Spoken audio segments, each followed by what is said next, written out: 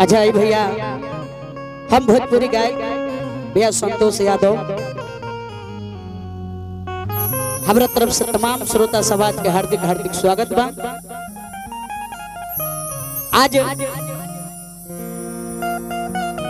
यह नवरात्र के महीना में ओह माई के एगो गीत लेके आयल बनी जो न के गावे जा रहल बनी ओकरा के सुन के दुलार प्यार देहब सभे कि माई कैसे आई रउरा दुआरी पे तैयारे उछारे पहाड़ी पे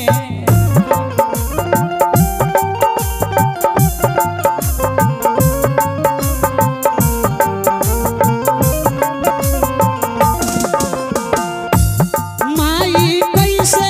आई रउरे दुआरी पे उछारे पहाड़ी पे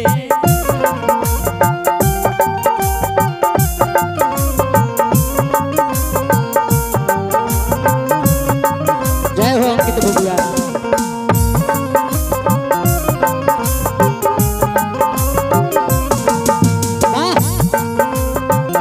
जय हो माई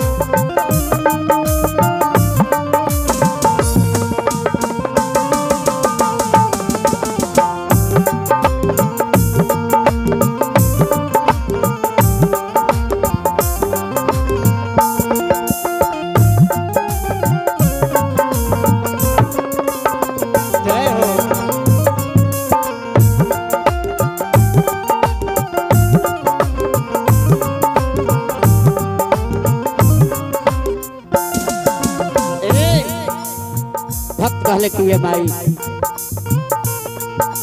भक्त कहले कि माँ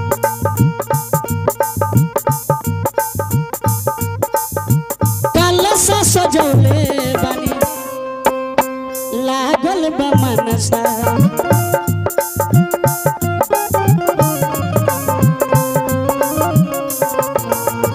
कलसा सजौले बानी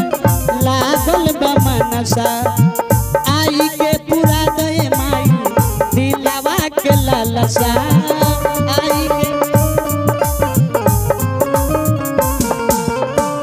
आई के पूरा दे माई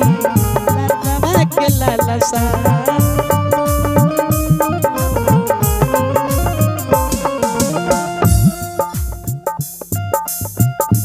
माई कैसे आई रउरा दुआरी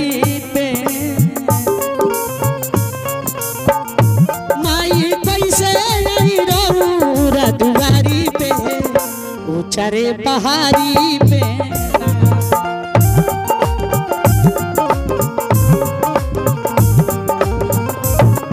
माई कैसे आई रउरा दुआरी पे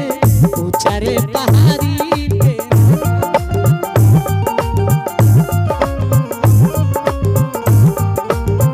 जय हो वाह रे वाह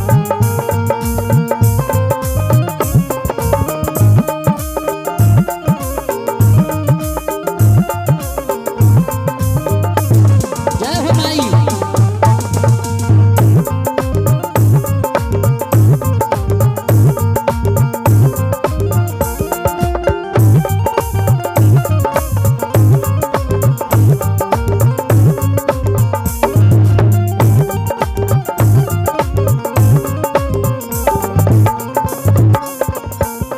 अंकित बाबू संजीत हो लड़का कहले कि ये भाई हम सुनले बानी पिता बात निमिया गछिया पिता बाप तैया